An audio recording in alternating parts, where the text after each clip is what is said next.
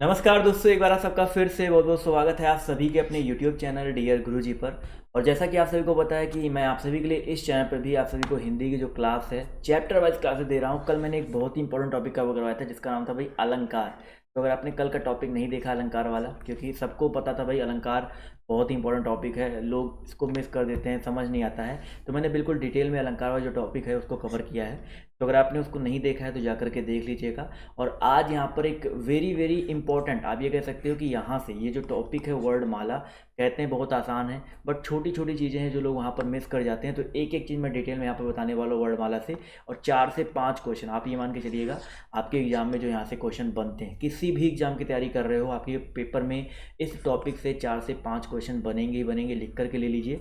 और ये टॉपिक बहुत ज़्यादा इंपॉर्टेंट होने वाला है। तो ये टॉपिक जो है पूरा अंत तक देखिएगा, नोट्स बनाते हुए चलिएगा। अगर आप लोग जो मेरा खुद का नोट्स यानी मेरी जो खुद की बुक है जहाँ से मैं बेसिकली पढ़ा भी रहा हूँ, तो अगर आप उसको परचेज करना चाहते हैं तो नीचे डिस्क्रिप्शन बॉक्स में मेरी ऐप का लिंक दिया गया है, वहाँ से इस बुक को खरीद सकते हैं। ई बुक में आपको मिल जाएगा, सिर्फ 50 या 55 रुपये की बुक है, जिसको आप खरीद सकते हैं। साथ ही साथ मेरे ऐप पर आप लोग को रीजनिंग का टेस्ट सीरीज और हिंदी का टेस्ट सीरीज के बारे में आपको हमेशा बताता रहता हूँ, क्योंकि ये सबसे ज़्यादा इंपॉर्टेंट है। अगर आपको कोई भी एग्जाम क्वालिफाई करना है तो टेस्ट सीरीज प्रैक्टिस सेट करते रहना। तो अगर आप लोग हिंदी का और रीजनिंग का प्रैक्टिस सेट लेना चाहते हैं, टेस्ट सीरीज लेना चाहते हैं, जहाँ पर एक हज़ार क्वेश्चन है, यानी कि टोटल 2000 क्वेश्चन आपको देखने मिल जाएंगे, खरीदना चाहते हैं तो आपको ऐप के स्टोर वाले सेक्शन में मिल जाएगा, तो आप वहाँ से जाकर के परचेज कर सकते हैं। तो चलिए दोस्तों, आपका टाइम बिल्कुल भी ना गवाते हुए आज के इस क्लास को हम लोग करते हैं स्टार्ट। तो आज की क्लास में जो भी चीज़ आपको नहीं समझ में आएंगी आप लोग कमेंट बॉक्स में पिन करते हुए चलिएगा, और जो भी चीज़ें आपको समझ में आती है प्लीज़ आप लोग जो है लाइक और शेयर करते हुए चलिएगा। तो चलिए स्टार्ट करते हैं आप सबकी इस क्लास को। यहाँ पर पहले बात करेंगे भाई वर्ड माला के बारे में। वर्ड माला के पहले बात जान लो आप भाई वर्ड क्या होता है। वर्ड की अगर हम बात करते हैं तो भाषा की जो सबसे छोटी ध्वनि होती है, जो सबसे छोटी इकाई होती है, उसे हम लोग ध्वनि या वर्ड बोलते हैं। और इन्हीं वर्डों के व्यवस्थित समूह को क्या बोला जाता है भाई? वर्ड माला बोला जाता है। जैसे आपने का, खा, गा, ये आपने देखा है ना, ये क्या है? वर्डों का एक व्यवस्थित समूह तो चल रहा है ना, तो ये वर्ड माला है। आप ये जो वर्ड माला की अगर हम बात करते हैं तो टोटल कितने वर्ड होते हैं? तो 13 स्वर होते हैं, 35 व्यंजन होते हैं और 4 संयुक्त व्यंजन होते हैं। ये जो बेसिक चीज़ें आपने पढ़ रखी है। लेकिन यहाँ पर हम लोग बात करते हैं, अगर अच्छे से जाने क्या चीज़ होता है तो यहाँ पर याद रखिएगा, जो आपके मूल व्यंजन होते हैं वो आपके 33 होते हैं, जो मूल स्वर होते हैं वो आपके 11 होते हैं, यानी कि 11 मूल स्वर और 33 मूल व्यंजन। अब यहाँ पर आप कहोगे सर 13 स्वर क्यों लिखा है? तो ये जो 2 अयोग वाह में लिखा गया है, तो ये जो अयोग वाह होते हैं वो व्यंजन के रूप में भी माने जाते हैं और स्वर के रूप में भी माने जाते हैं। वैसे इनको स्वर में ही लिखा जाता है, आहा और अंगा, तो ये यहाँ पे जुड़ जाते हैं, तो यहाँ पर ये 13 स्वर हो गए। अब 33 मूल व्यंजन लिखा गया है, तो 33 में 2 आपका ये उत्क्षिप्त व्यंजन जुड़ करके आपका ये 35 व्यंजन हो जाता है। और 4 आपके संयुक्त व्यंजन होते हैं, जैसे आपका छा, त्रि, ज्ञा और स्रा, ये आपके 4 आपके संयुक्त व्यंजन आ जाते हैं। अभी इन सब के बारे में हम लोग डिटेल में पढ़ेंगे बेसिकली होता क्या है। अब ये जो वर्णमाला होता है ये कितने प्रकार का होता है? सभी को पता है भाई, वर्णमाला जो होते हैं आपके 2 प्रकार के होते हैं।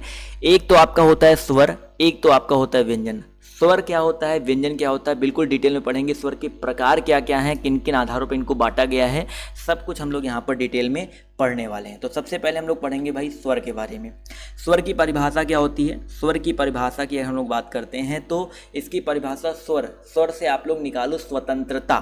स्वर से क्या निकालना आप सभी को? स्वतंत्रता। तो याद रखिएगा दोस्तों, जिन वर्डों को स्वतंत्र रूप से बोला जा सके उसे स्वर कहते हैं। क्या याद रखना है भैया? जिन वर्डों को स्वतंत्र रूप से बोला जा सके उन्हें क्या कहते हैं? स्वर कहते हैं। तो याद रखिएगा, यहाँ पर स्वतंत्र स्वर की परिभाषा आपके सामने आ गई। अब आप सभी को पता है स्वर आपके टोटल कितने होते हैं भाई? इनकी संख्या जो होती है टोटल 13 होती है। और उच्चारण की दृष्टि से कभी कभी पूछा जाता है तो वो आपकी 10 होती हैं। तो उच्चारण के आधार पर अब मैंने आपको बोला है कि स्वर कितने होते हैं? 10 होते हैं। आप लोग कॉपी पेन उठाइएगा, नोट्स बनाते हुए भी चलिएगा। अब ये उच्चारण के आधार पर स्वर मैंने 10 क्यों बताया? क्योंकि बहुत ज़्यादा कन्फ्यूजन होता है लोगों को लेकर के, 13 स्वर हैं, 11 स्वर हैं कि 10 स्वर हैं। तो 13 टोटल स्वर होते हैं, 11 मूल स्वर होते हैं। कभी कभी आपके पेपर में पूछा जाता है कि भैया उच्चारण के आधार पर कुल कितने स्वर होते हैं? तो याद रखिएगा, उच्चारण के आधार पर आपके 10 स्वर होते हैं। कौन कौन से आपके 10 स्वर होते हैं तो मैं आपको यहाँ पर लिख दे रहा हूँ। कॉपी पेन उठा करके नोट्स बनाते हुए चलिएगा। छोटा आ, बड़ा आ, इसके अलावा छोटी, इसके अलावा बड़ी, इसके अलावा छोटा ऊ, बड़ा ऊ, छोटा ऊ लिखना है, बड़ा ऊ लिखना है। उसके बाद ए, ओ और आपका औ। टोटल यहाँ पर देख सकते हैं आपके जो हैं ये आपके 10 स्वर हैं, ये उच्चारण के आधार पर इनको 10 में भाग बांटा गया है। लेकिन अगर हम लोग बात करते हैं लेखन के आधार पर, ये तो हो गया किसके आधार पर भैया, उच्चारण के आधार पर। लेकिन अगर हम बात करते हैं सिंपल सा, जो आप लोग लेखन के आधार पर लिखते हो, तो लेखन के आधार पर जो स्वर होते हैं वहाँ पर आ बड़ा आ, ई बड़ी ई, ऊ बड़ा ऊ, ए ओ तो होता ही है, ए होता है, ओ होता है, ओ होता है, इतना तो होता ही है। इसके साथ ही साथ आपके 3 और जुड़ जाते हैं, जो आपके यहाँ पर 13 निकल के आए ना, 3 कौन कौन से जुड़ जाते हैं आपके, आहा, अंगा, इसके अलावा आपका री, तो ये आपके और जुड़ जाते हैं। तो लेखन के आधार पर ये होते हैं। और मूल स्वरों की अगर हम लोग बात करते हैं तो ये 10 स्वर आपके यहाँ पर, ये 10 स्वर आपका ये री, ये मिलाकर के आपके मूल स्वर होते हैं। तो अब तो आप लोग को कन्फ्यूजन नहीं होगा ना कि 10 कब बोला जाता है, 13 कब बोला जाता है, 11 कब बोला जाता है। आई होप अब आपको ये जो कन्फ्यूजन है नहीं होगा। एक बहुत ही इंपॉर्टेंट यहाँ पर पॉइंट बनता है, संयुक्त स्वर क्या होता है। संयुक्त स्वर से आपके पेपर में बहुत सारे क्वेश्चन बनते हैं, कहीं कहीं पूछा जाता है टोटल कितने होते हैं। तो संयुक्त स्वरों की संख्या टोटल आपकी कितनी होती है, याद रखिएगा 4 होती है। कितनी होती है भैया, 4 होती है। तो संयुक्त स्वर अगर आपके पेपर में आता है भैया, संयुक्त स्वर आपके टोटल कितने होते हैं, तो 4 होते हैं। ये चीज़ अपने दिमाग में रखिएगा। अभी और स्वर के बारे में हम लोग डिटेल में पढ़ेंगे, एक एक पॉइंट जो है जानते हुए चलेंगे। तो यहाँ पर स्वरों का वर्गीकरण पहले कर लेते हैं। स्वरों का वर्गीकरण कैसे करेंगे देखिएगा ध्यान से। यहाँ पर आपके सामने लिखे गए हैं, मात्रा में उच्चारण के आधार पर, जीभ के प्रयोग के आधार पर, मुख द्वार खुलने के आधार पर, ओठों की स्थिति के आधार पर, हवा के नाक व मुंह से निकलने के आधार पर, और घोषत्व के आधार पर। तो ये जितने भी आधार दिए गए हैं, इन सभी आधार पर हम लोग एक पॉइंट बाई पॉइंट जो है बढ़ते हुए चलेंगे, और जो चीज़ें हैं आपकी सब कुछ आपकी क्लियर होती हुई चलेंगी। तो सबसे पहले हम लोग पढ़ेंगे भाई मात्रा में उच्चारण के आधार पर। मात्रा व उच्चारण आप कह सकते हो, मात्रा में नहीं, मात्रा व उच्चारण के स्थान पर। तो याद रखिएगा मात्रा व उच्चारण के स्थान पर स्वर आपके 3 प्रकार के होते हैं। कॉपी पेन उठाइए, नोट्स बनाइएगा। कौन कौन से होते हैं भाई आपका, एक आपका लघु स्वर होता है, या उसको हर्ष स्वर बोला जाता है। क्या बोला जाता है भैया, आपका हर्ष स्वर बोला जाता है। इसके अलावा एक आपका दोस्तों होता है दीर्घ स्वर। एक आपका क्या होता है, दीर्घ स्वर होता है। इसके अलावा एक आपका क्या होता है, प्लुत स्वर होता है। बहुत ही इंपॉर्टेंट है। ये आपके 3 तरह के सुर होते हैं मात्रा व उच्चारण के आधार पर। अब एक चीज़ याद रखिएगा, अब ये जो ह्रस्व स्वर होता है, दीर्घ स्वर होता है, प्लुत स्वर होता है, इनको याद रखना बहुत ज़्यादा आसान है। ह्रस्व स्वर यानी कि सबसे छोटा, यानी कि जिनको बोलने के लिए, जिनके उच्चारण में हमको कम समय लगता है, वो आपके ह्रस्व स्वर होते हैं। जिनके उच्चारण में ह्रस्व स्वर से दुगना समय लगता है उसे दीर्घ स्वर बोलते हैं, और जिसमें 3 गुना समय लगता है उसे हम लोग प्लुत स्वर बोलते हैं। तो आपको यहाँ पर मैं लिख कर दे दे रहा हूँ, जैसे आपका छोटा आ हो गया, छोटी ई हो गया, इसके अलावा छोटा ऊ हो गया, ये आपके ह्रस्व स्वर के अंतर्गत आते हैं। ये सिंपल से याद रखिएगा। आप दीर्घ स्वर के अंतर्गत आपका बड़ा आता है, बड़ी ई आता है, बड़ा ऊ आता है। इस तरह के जो आपके वर्ड आते हैं ये आपके दीर्घ स्वर के अंतर्गत आते हैं। इसके अलावा अगर हम प्लुत स्वर की बात करते हैं तो दोस्तों प्लुत स्वर के अंतर्गत जैसे आपका राम हो गया, तो राम जब किसी को बुलाने के लिए मैंने बोला राम, तो यहाँ पर देखिए राम हमने बुलाया, तो यहाँ पर बीच में 3 मात्राएँ आ गई, ठीक है। तो ये यहाँ पर राम हो गया, ओम हो गया, ठीक है, ओम हो गया। तो ये जो सारे होते हैं आपके प्लुत स्वर के अंतर्गत आते हैं।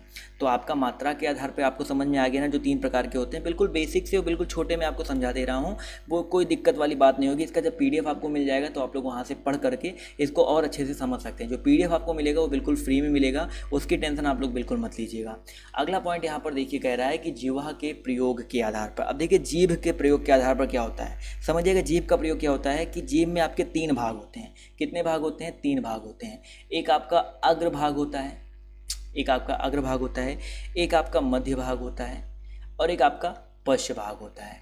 तो इन्हीं तीनों भागों के आधार पर जीभ के प्रयोग पर जो है स्वरों को बांट दिया गया है। एक अग्र स्वर बोल दिया गया है, एक को मध्य स्वर बोल दिया गया है, और एक को दोस्तों आपको पश्च स्वर बोल दिया गया है, ठीक है। अब अग्र स्वर, मध्य स्वर और पश्च स्वर की हम बात करते हैं, परिभाषा समझिएगा क्या होता है। तो अग्र स्वर का मतलब क्या होता है, परिभाषा आप लोग खुद से निकाल सकते हो कि जिन स्वरों के उच्चारण में जीभ का आगे वाला भाग काम करता है उसे हम लोग अग्र स्वर बोलते हैं। मध्य स्वर में जिस स्वर के उच्चारण में जीभ का मध्य भाग काम करता है उसे मध्य स्वर बोला जाता है। इसके अलावा पश्च स्वर में जिन स्वरों के उच्चारण में जीभ का पश्च भाग। कभी आपके पेपर में परिभाषा नहीं पूछी जाती है, सिंपल सा पूछा जाता है। आपको ये 4 ऑप्शन दे देगा और पूछेगा अग्र स्वर इसमें से कौन है। तो यहाँ पर याद रखिएगा अग्र स्वर कौन कौन से होते हैं। एक तो जो छोटा ई होता है, एक छोटा और बड़ा ई होता है, ये आपका अग्र स्वर के अंतर्गत आता है। ए होता है और आपका ए होता है। तो जब भी आपको ये 4 कहीं भी दिखे तो आपको टिक कर देना अग्र स्वर ये चारों हैं, ठीक है। इसके अलावा मध्य स्वर जब भी आपसे पूछा जाए तो आपका मध्य स्वर के अंतर्गत एक आता है छोटा आ, ये जो होता है आपका मध्य स्वर के अंतर्गत आता है। और पश्च स्वर की बात करते हैं तो जब छोटा आ को बड़ा आ करोगे आ, तो आप देखोगे पीछे वाला भाग यूज हो रहा है, थोड़ा सा हम ज़्यादा उसके मात्रा का प्रयोग कर रहे हैं। छोटा आ हो गया, ऊ हो गया, इसके अलावा बड़ा ऊ हो गया, इसके अलावा ओ हो गया, औ हो गया, इसके अलावा आपका एक आपका होता है आहा होता है। ठीक है, वैसे इतने याद रखिएगा, छोटा बड़ा, बड़ा बड़ा ऊ, छोटा ऊ, इसके अलावा ओ और ओ, ये जो होते हैं आपके पश्च स्वर के अंतर्गत आते हैं। परिभाषा मैंने आपको बता ही दिया क्या होता है इसका परिभाषा। क्लियर है? ऑल क्लियर है कि नहीं क्लियर है? कमेंट करके बताते हुए चलिएगा। अगला पॉइंट यहाँ पर कह रहा है भैया मुख्य द्वार खुलने के आधार पर। अगर हम लोग बात करते हैं मुख्य द्वार खुलने के आधार पर, तो याद रखिए दोस्तों, मुख्य द्वार खुलने के आधार पर ये क्या होता है? मुख्य का द्वार जो हमारा, जब हम लोग बोलते हैं तो कभी हमारा मुंह कम खुलता है, कभी ज़्यादा खुलता है, तो उसी के आधार पर इनको 4 भागों में बांटा गया है। अब ये 4 भाग कौन कौन से हैं? एक आपका होता है विवृत, यहाँ पर मैं लिख दे रहा हूँ और मैं बता भी दूंगा इसके अंतर्गत कौन आएगा। एक आपका विवृत होता है, एक आपका अर्ध विवृत होता है, एक आपका क्या होता है भाई? अर्ध विवृत होता है। इसके साथ ही साथ एक आपका दोस्तों अर्ध संवृत्त होता है। सब कुछ मैं आपको बताऊंगा, सारी परिभाषाएं मैं आपको बताऊंगा। अर्ध संवृत्त होता है और साथ ही साथ एक आपका होता है संवृत्त स्वर, एक होता है आपका क्या? संवृत्त स्वर। तो ये आपके 4 प्रकार के जो है मुख्य द्वार खुलने के आधार पर होते हैं। अब एक चीज़ समझिएगा, विवृत का मतलब क्या होता है? विवृत का मतलब होता है जिन स्वरों के उच्चारण में आपका पूरा का पूरा मुख खुल जाए। विवृत मतलब होता है पूरा मुख खुल जाए, वृत्त का आकार ले ले, पूरा मुख खुल के, जैसे आ आप बोलेंगे तो आपका पूरा मुख खुल कर वृत्त का आकार ले लेता है, तो ये आपका विवृत स्वर होता है। जैसे आपका बड़ा आ हो गया, तो ये विवृत के अंतर्गत आता है। अर्ध विवृत की बात करते हैं तो जिन स्वरों के उच्चारण में मुख का जो है आधा द्वार खुलता है। आधा द्वार खुलता है यानी कि जैसे आपका छोटा आ हो गया, ए ये वाला ए हो गया, इसके अलावा आपका औ हो गया। ठीक है, तो ये चीज़ याद रखिएगा, ये आपके क्या होते हैं? अर्ध विवृत के अंतर्गत आते हैं। इसके अलावा एक आपका आहा होता है, ये चीज़ सिंपल से याद रखिएगा, आह। ठीक है, इसके अलावा हम बात करते हैं अर्ध संवृत्त के बारे में। अर्ध संवृत्त का मतलब क्या होता है कि जिन स्वरों के उच्चारण में मुख्य द्वार जो है आधा बंद रहता है। ठीक है, तो यहाँ पर सिंपल से याद रखिएगा, 2 आपके होते हैं टोटल, एक का ए होता है, एक आपका ओ होता है, तो ये आपके अर्ध संवृत्त हो गए। और इसी तरह हम लोग बात करते हैं भैया संवृत्त स्वरों के बारे में, तो संवृत्त स्वरों का मतलब होता है कि जिन स्वरों के उच्चारण में जो मुख्य द्वार है लगभग आपका बंद ही रहता है। जैसे आप लोग ई बोल के देखो, ई, तो आपका मुंह जो है बंद रहेगा, तब भी आप लोग बोलोगे। बड़ी ई बोलो तब भी आपका मुख बंद रहेगा। ऊ बोलो या बड़ा ऊ बोलो तो इसमें आपका जो मुख है वो बंद ही रहता है। तो ये आपके टोटल होते हैं 4 मुख्य द्वार के खुलने के आधार पर। क्लियर हो गया? ऑल क्लियर है? बहुत अच्छी बात है। अगला पॉइंट यहाँ पर देखिएगा ध्यान से, क्या कह रहा है कि ओठों की स्थिति के आधार पर। अब हम बात करते हैं भैया ओठों की स्थिति के आधार पर। तो याद रखिएगा ओठों की स्थिति का मतलब क्या होता है। देखिए ये पेपर में बहुत कम पूछा जाता है, बट मैं आपको बता देता हूँ। एक आपका आवृत मुखी होता है, एक आपका ये क्या होता है ये भी मैं आपको बता रहा हूँ। एक आपका आवृत मुखी होता है, एक आपका वृत्त मुखी होता है। अब ये बेसिकली आवृतमुखी और वृत्तमुखी है क्या, ये समझ लो। ये बहुत इंपॉर्टेंट है आपके लिए समझना कि भैया आवृतमुखी की अगर हम बात करते हैं तो जिन स्वरों के उच्चारण में जो वोट है, जो आपका ओठ है वो गोलाकार, वृत्त मतलब होता है गोलाकार, जो गोलाकार नहीं बनते हैं। जैसे आ बोलोगे या बड़ा आ बोलोगे तो या आप बोल दो छोटी ई बोल दो या बड़ी ई बोल दो या ए बोल दो या ए बोल दो, तो इनके उच्चारण में जो ओठ है, मतलब ओठों की अगर हम सिर्फ बात करते हैं तो वो गोलाकार नहीं होते हैं, इसलिए उनको आवृतमुखी बोला जाता है। लेकिन हम लोग वृत्तमुखी की बात करते हैं। ऊ बोलिए, ऊ बोलने में आपका देखिए जो मुख है थोड़ा सा, जैसे लड़कियां पाउट नहीं लेती हैं उस तरह से आपका बन जाता है ऊ बोलने पर। तो आपका जो ये आपका आता है वृत्तमुखी के अंतर्गत। ये पेपर में बहुत कम पूछा जाता है, बट है टॉपिक तो मैं आपको बता दे रहा हूँ। ऊ, बड़ा ऊ, ओ हो गया, इसके अलावा आपका ओ हो गया, ये आपके जो होते हैं किसके अंतर्गत आते हैं भर? वृत्तमुखी के अंतर्गत आते हैं। तो आई होप आपको ये वृत्तमुखी भी जो है क्लियर हो गया होगा। अब हम लोग बात करते हैं एक सबसे इम्पोर्टेंट जो आपके पेपर में आता है कि हवा के नाक व मुख से निकलने के आधार पर। तो सिंपल सा हवा के नाक या मुख से निकलने के आधार पर आपका वही 2 होते हैं। एक आपका निरानुनासिक होता है, या जिसको हम लोग बोलते हैं निरानुनासिक, निरानुनासिक बहुत इंपॉर्टेंट है, पेपर में बहुत आता है आपका। एक आपका होता है अनुनासिक। अब ये बेसिकली क्या है भाई, निरानुनासिक क्या होता है, अनुनासिक क्या होता है, ये सिंपल सा आप लोग समझिएगा।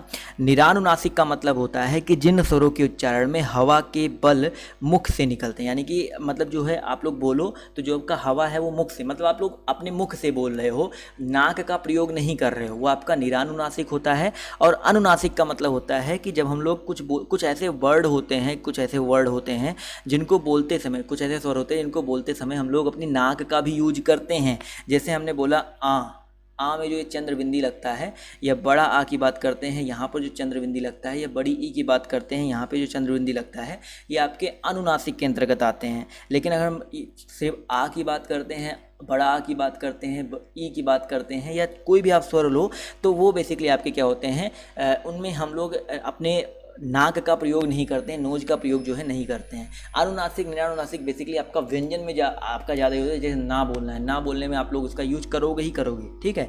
लेकिन अभी स्वर पढ़ रहे हैं तो हम लोग स्वर के बारे में यहाँ पर मैंने बता दिया। और सबसे इंपॉर्टेंट यहाँ पर एक होता है आपका भैया घोषत्व के आधार पर। देखिए घोष और सघोष आपके व्यंजन बहुत पूछे जाते हैं, लेकिन पहले स्वर में भी कुछ होता है, तो ये भी जान लो भैया घोष और सघोष बेसिकली होता क्या है।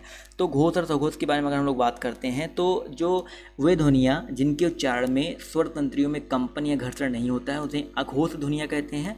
और सघोष ध्वनियों की बात करते हैं जिनमें कंपन होता है। तो ये हम लोग बिल्कुल अच्छे से पढ़ेंगे व्यंजन के बारे में, क्योंकि व्यंजन में ये आपका बिल्कुल डिटेल में जो है दिया गया है। तो यहाँ पर सबसे पहले हम लोग पढ़ेंगे अब व्यंजन क्या होता है। आपको स्वर जो है अभी तक क्लियर हो गया, स्वर जितना मैंने आपको बताया सब कुछ क्लियर हो गया। नोट्स बनाते हुए चल रहे हैं कि नहीं चल रहे हैं। अब हम लोग व्यंजन की तरफ बढ़ें। कमेंट करके बताइए आप लोग, सर व्यंजन की तरफ बढ़ा जाए कि ना बढ़ा जाए। चलिए बढ़ते हैं। तो यहाँ पर व्यंजन की तरफ पहला देखिए, व्यंजन पहले समझ लो व्यंजन होता क्या है।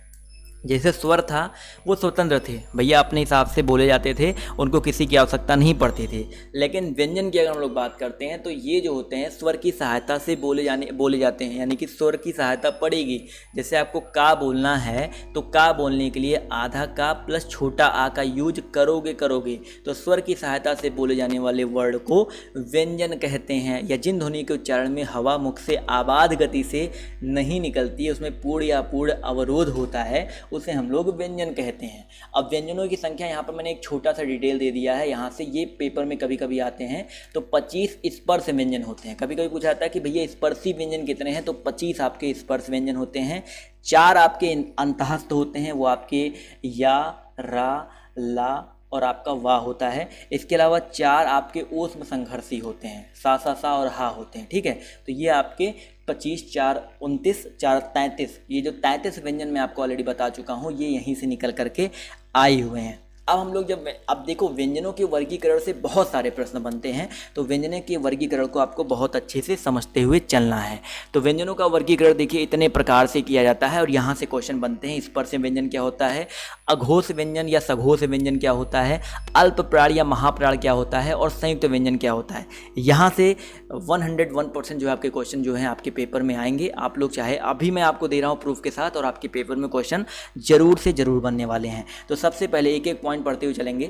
हम लोग पढ़ेंगे पहले भैया स्पर्श व्यंजन क्या होता है। स्पर्श व्यंजन की अगर हम लोग बात करते हैं तो स्पर्श व्यंजन पहले आप लोग जान लो, इसी में मैं आपको अच्छे से समझा देता हूँ। 1 मिनट, चलिए। ये तो स्पर्श व्यंजन क्या होता है। अभी मैंने आपको बताया स्पर्श व्यंजनों की संख्या टोटल होती है 25। अब स्पर्श व्यंजन का आप सिंपल सा ऐसे मतलब समझो कि आप लोग कुछ भी बोल रहे हो, कि आप लोग बोलने में अपने जीभ को, अपने होठों को, अपने दांतों को कहीं ना कहीं टच करते हो, जिनको बोलने में वो आपके स्पर्श व्यंजन होते हैं। तो आपने जो ये वर्ग पढ़ रखे ना, पहले वर्ग जान लो। आपका होता है का वर्ग, चा वर्ग। अब इसी वर्ग से सब कुछ आपको क्लियर हो गया है। टा वर्ग, चलो मैं इसको अच्छे से बना दूं क्योंकि यहीं से आपको सब कुछ समझना है, यहीं से आपको सब कुछ समझाना है, और नोट्स भी बना लीजिएगा। का वर्ग, चा वर्ग, टा वर्ग, ता वर्ग, इसके अलावा पा वर्ग। अब का वर्ग में आपका क्या क्या आता है, का, खा, गा, घा, अंगा, ठीक है। चा में क्या आता है, चा, छा, जा, झा, इया आता है, ठीक है। टा वर्ग में क्या आता है, टा, ठा, डा, ढा, यहाँ पर जा सही बना लेते हैं, ढा, टा, ठा, डा, ढा, अड़ा। इसके अलावा ता वर्ग में ता, था, दा, धा और ना आता है, सही है ना। पा वर्ग में क्या आता है सर, पा, फा, बा, भा और आपका क्या आता है सर, मा आता है। तो इनको याद रखिएगा, इनको ऐसे नाम दे दीजिए, पहला है, ये दूसरा है, ये तीसरा है, ये चौथा है, ये पांचवा है। अब ये का वर्ग है, ये चा वर्ग है, ये टा वर्ग है, ये ता वर्ग है, ये पा वर्ग है। अब देखो सबको समझिएगा, स्पर्श व्यंजन क्या होता है, ये जितने दिए गए हैं 25 टोटल गिन लेंगे तो आपके कितने टोटल 25 हैं। तो ये 25 के 25 जो आपके स्पर्श व्यंजन होते हैं। तो सिंपल सा जब ये आपके पेपर में आया भैया स्पर्श व्यंजन क्या क्या होते हैं, तो यही आपके टोटल स्पर्श व्यंजन होते हैं, ये चीज़ याद रखिएगा। अब हम लोग बात करेंगे अघोष। अभी देखो यहाँ से घोष अघोष जो है आपका सब कुछ क्लियर हो जाएगा, कोई दिक्कत होने वाली है ही नहीं। तो अघोष क्या होता है, तो यहाँ पर मैं लिख दूंगा, आप लोग नोट कर लीजिएगा। अघोष वे ध्वनियाँ होती हैं जिनके स्वर तंत्रियों में घर्षण या कंपन नहीं होता है। शॉर्ट ट्रिक के लिए आप लोग को याद रखना है कि प्रत्येक वर्ग का जो ये पहला है और ये आपका जो दूसरा है, ये आपके जो होते हैं क्या होते हैं, अघोष होते हैं। क्या होते हैं भैया, अघोष होते हैं। बहुत ही इंपॉर्टेंट है, याद रखिएगा। पहला दूसरा जो होता है आपका अघोष होता है, और ये जो तीनों दिए गए हैं ये आपके क्या होते हैं, सघोष होते हैं। सघोष को हम लोग घोष भी बोलते हैं, तो कंफ्यूज मत होइएगा। तो जब भी आपके पेपर में आए भैया अघोष क्या है, सघोष क्या है, तो प्रत्येक वर्ग का, वर्ग समझ रहे हो ना, क्या का वर्ग, चा वर्ग, टा वर्ग, ता वर्ग, पा वर्ग, प्रत्येक वर्ग का पहला और दूसरा जो व्यंजन होता है वो अघोष होता है, और प्रत्येक वर्ग का तीसरा, चौथा और पांचवा जो होता है वो सघोष या घोष होता है। क्लियर है, सबको क्लियर है या नहीं क्लियर है? अभी घोष अघोष क्लियर हो गया ना, स्पर्श व्यंजन क्लियर हो गया, घोष अघोष क्लियर हो गया। अब हम लोग अल्प प्राण और महाप्राण की तरफ बढ़ेंगे।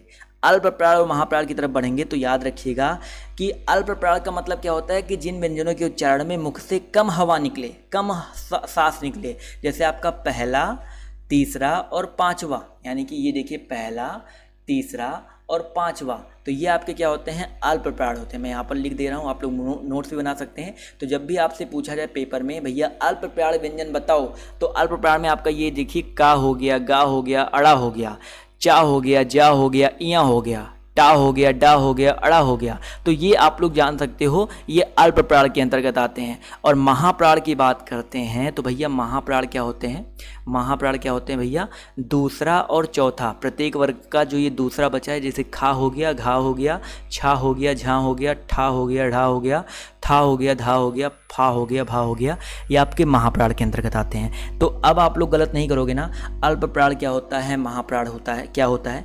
आई होप आपको यहाँ से अब तो क्लियर हो गया होगा। मैंने आपको यहाँ पर पॉइंट बना दिए हैं, स्क्रीनशॉट ले सकते हैं या आप लोग इसका नोट्स जो है तैयार कर सकते हैं। ठीक है, नोट्स तैयार करते हुए चलेगा, अदरवाइज़ मैं आपको यहाँ पर जो है नोट्स तो दे ही रहा हूँ, पीडीएफ तो दे ही रहा हूँ, तो उसकी टेंशन मत लीजिएगा। इसके अलावा अल्प प्राण महाप्राण के बाद हम लोग पढ़ेंगे एक बहुत ही इंपॉर्टेंट चीज़, इसको मिटा दें, नोट कर लिया ना आप लोगों ने। इसके बाद हम लोग जानेंगे अंतहस्त के बारे में। वैसे मैं अंतहस्त बता चुका हूँ, बट फिर से जान लो, अंतहस्त आपके पेपर में आता है। तो अंतहस्त व्यंजन 4 होते हैं, या, रा, ला और वा, और इन्हीं अंतहस्त को सघोष भी बोला जाता है। बहुत ही इंपॉर्टेंट चीज़ है, इसको नोट डाउन कर लीजिएगा। इन्हीं अंतहस्त को सघोष भी बोला जाता है। क्लियर है, बहुत ही इंपॉर्टेंट, याद रखिएगा। इसके अलावा ऊष्म व्यंजन मैं आपको ऑलरेडी बता चुका हूँ, ऊष्म व्यंजन मैं आपको ऑलरेडी बता चुका हूँ। ऊष्म व्यंजन कौन कौन से होते हैं, शा, सा और सा और आपका हा, ये आपके 4 जो होते हैं आपके ऊष्म व्यंजन होते हैं। समझ में आ गया ना। इसमें याद रखिएगा ये जो 3 सा होते हैं, ये जो 3 सा होते हैं ये आपके अघोष होते हैं, नोट डाउन करते हुए चलिएगा। और ये जो हा होता है ये आपका घोष होता है। ठीक है, ये अलग से इसलिए बता रहा हूँ क्योंकि वो का से लेकर के माँ तक के बीच में इनका जिक्र नहीं किया गया था, इसलिए मैं यहाँ पर अलग से बता दे रहा हूँ। अघोष और ये सघोष होते हैं। क्लियर है। इसमें से जो हा होता है ये आपका महाप्राण होता है, ये भी याद रखिएगा, बट ये इतना इंपॉर्टेंट नहीं है। तो अंतहस्थ और ऊष्म व्यंजन को संघर्षी भी बोलते हैं, तो कन्फ्यूज मत होइएगा। संघर्षी बोला जाता है तो कन्फ्यूज मत होइएगा। तो यहाँ तक आप सभी को क्लियर हो गया, ऊष्म व्यंजन क्या होते हैं, संघर्षी क्या होते हैं, अंतहस्थ क्या होते हैं, नोट डाउन कर लीजिएगा। अब हम लोग जानेंगे भैया संयुक्त व्यंजन के बारे में। संयुक्त व्यंजन क्या होता है, लास्ट में यहाँ पर है। तो संयुक्त व्यंजन यानी कि जो 2 वर्डों के संयोग से बने, तो ये आपके 4 होते हैं, छा, त्रि, क्या और आपका स्रा। तो ये किनके सहयोग से बनते हैं। जो छा की बात करते हैं तो ये आधा का और खट्टी सा के सहयोग से बनता है। इसके अलावा त्रा की बात करते हैं तो आधा ता प्लस रा के संयोग से बनता है। और इसके अलावा ज्ञा की बात करते हैं तो जा आधा जा प्लस इया के संयोग से बनता है। समझ रहे ना आप लोग। इसके अलावा स्रा की बात करते हैं तो ये वाला जो आपका सा होता है और ये जो रा होता है, इनके संयोग से बनता है ये। तो ये चीज़ आप लोग को याद रखना है कि आपका कौन जो है किसके संयोग से बनता है, ये आपका संयुक्त व्यंजन होता है। ठीक है। एक मैंने इंपॉर्टेंट आपको स्टार्टिंग में एक चीज़ मैंने बताया था उत्क्षिप्त के बारे में। अब आप लोग कहोगे ना सर उत्क्षिप्त भूल रहे हो, नहीं सर कुछ भी भूल नहीं रहा हूँ मैं, उत्क्षिप्त भी बता दूंगा आपको। उत्क्षिप्त आपका बेसिकली क्या होता है। उत्क्षिप्त व्यंजन आपके तो होते हैं, टोटल 2 होते हैं। पेपर में कभी कभी सीधे पूछा जाता है कि इसमें से उत्क्षिप्त व्यंजन कौन सा है, तो ये आपका अड़ा हो जो होता है, अड़ा जो अड़ा होता है, और आपका जो आपका अढ़ा होता है, ये आपके अड़ा और ढा जो आपके मूर्धन्य के अंतर्गत आते हैं, ये आपके उत्क्षिप्त व्यंजन के अंतर्गत आते हैं। ठीक है सर, ये चीज़ याद रखिएगा। इसके अलावा मूर्धन्य कभी कभी पेपर में आता है, मूर्धन्य भी जान लो भैया। मूर्धन्य क्या होता है, तो मूर्धन्य टा वर्ग वालों को मूर्धन्य बोला जाता है। टा वर्ग वालों को, जो इसे टा वर्ग में कौन कौन सा आता है, टा, ठा, डा, ढा, अड़ा। इसके अलावा खट्टी सा जो होता है, जितने भी इंपॉर्टेंट चीज़ें मैं आपको सब बता रहा हूँ, ये आपके मूर्धन्य के अंतर्गत आते हैं। उत्क्षिप्त क्लियर हो गया, मूर्धन्य क्लियर हो गया। इसके अलावा दोस्तों आपका मैंने आपको कंठव्य, तालव्य, मूर्धन्य, मूर्धन्य हो गया ना।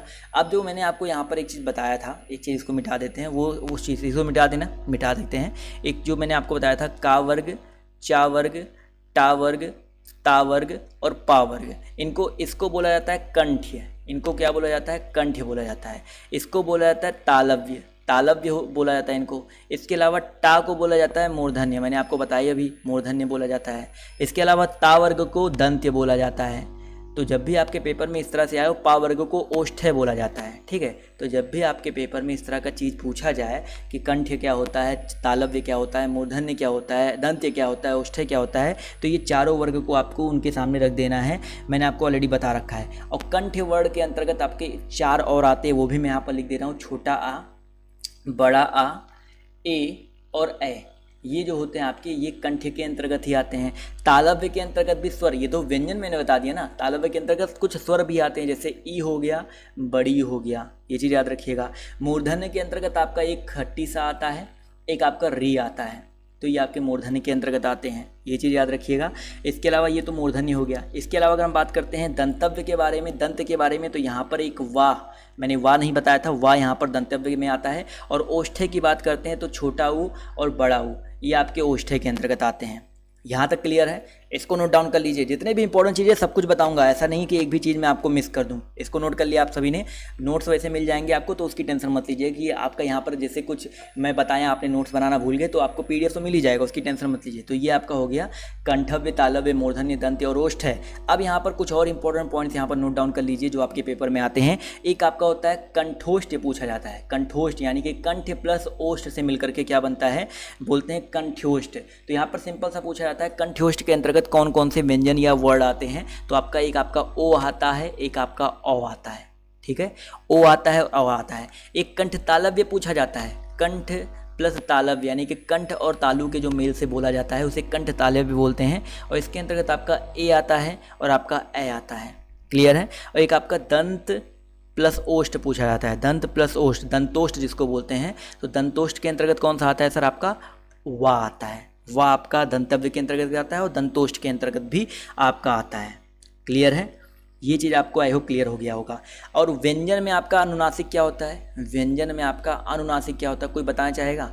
व्यंजन में अगर हम लोग बात करते हैं अनुनासिक के बारे में, तो आपका हर वर्ग का जो 5वां अक्षर होता है, 5वां अक्षर आप कहोगे 5वां अक्षर क्या हो गया सर हर वर्ग का, जो मैंने अभी आपको बताया था का वर्ग चा वर्ग। तो का वर्ग का जैसे 5वां अक्षर काखा गाघा अंगा है, चाछा जाझा इया है, टाठा डाढ़ा अड़ा है, इसके अलावा ताथा दाधा ना है, पाफा बाभा माँ है। तो ये जो होते हैं ये भी अनुनासिक के अंतर्गत आते हैं। पंचमाक्षर भी इनको बोला जाता है। तो ये आप क्या बोलते हैं, अनुनासिक के अंतर्गत आते हैं। एक आपका पूछा जाता है भैया पार्श्विक व्यंजन क्या है, एक आपका पेपर में आता है भाई पार्श्विक व्यंजन जो है आपका क्या होता है। तो पार्श्विक व्यंजन के अंतर्गत आपका ला आता है। ठीक है, एक आपका पेपर में बनता है, देखिए जितने भी पेपर में बनते हैं मैं आपको सब बता रहा हूँ। एक आपका पेपर में आता है भैया लुंठित व्यंजन किसे बोलते हैं, तो लुंठित व्यंजन के अंतर्गत आपका रा आता है। इसके अलावा एक आपका उत्क्षिप्त मैंने आपको बता ही दिया। एक आपका गृहीत होता है। अब गृहीत बहुत वैसे पेपर में बहुत ज़्यादा कम आता है, बट मैं आपको बता देता हूँ। गृहीत में आपका जा आता है और आपका फा आता है। देखिए इनके नीचे में आपका एक ऐसे बिंदी भी लगा होता है, तो जा और फा, ये चीज़ याद रखिएगा। ठीक है, तो ये कुछ आपके इंपॉर्टेंट पॉइंट्स थे जो मैंने आपको बता दिए। यहाँ से आपके जो क्वेश्चन हैं बनते हैं। ठीक है। अब यहाँ पर भाषा की सबसे छोटी इकाई क्या होती है? वर्ड होती है। वर्डों के व्यवस्थित समूह को वर्णमाला कहते हैं। हिंदी में स्वरों की संख्या जो मैंने आपको सब कुछ बता दिया है, कैसे कैसे क्या क्या चीज़ें आपकी होती हैं। तो ये जो वर्णमाला का चैप्टर है यहीं पर आपका समाप्त होता है। जो भी इंपॉर्टेंट पॉइंट मैंने आपको बताया सारा, अगर आपने नोट डाउन कर लिया तो बहुत अच्छी बात है, नहीं किया है तो आपको नोट्स यहाँ पर प्रोवाइड कर दिए जाएंगे। और जो चीज़ें अगर छोटी मोटी चीज़ें बच भी जाती हैं तो वो मैं आपको प्रैक्टिस सेट के माध्यम से, वो मैं आपको अपने PDF के माध्यम से आपको प्रोवाइड करवा दूँगा। तो इतनी मेहनत से मैं आप सभी के लिए क्लासें चला रहा हूं, तो आप लोग इसको सफल बनाइए और बताइए सर आपको जो क्लासेस हैं कैसी लगी, और इस तरह की क्लासेस आपको इन फ्यूचर चाहिए या नहीं चाहिए वो भी आप लोग बताइए। इसी तरह की आपकी मैथ की भी जो क्लास है डेली चलेगी, आपके अल्टरनेट डेज पे एक दिन हिंदी एक दिन मैं आपको मैथ अभी सोच रहा हूँ, जिससे आपका जो धीरे धीरे चीज़ें हैं चलती रहें। मैंने एक प्लेलिस्ट बना दिया है, प्लेलिस्ट में आप लोग ऐड हो जाइए, प्लेलिस्ट जाकर के आप लोग देखिए ज़रूर, जहाँ पर आपको यूपी टेट के वीडियोस या हिंदी के जो वीडियोस आपको देखने को मिलते रहेंगे। तो आज के इस वीडियो में सिर्फ इतना ही। बाय, टेक केयर, जय हिंद, जय भारत। मिलते हैं आप सभी से नेक्स्ट वीडियो में।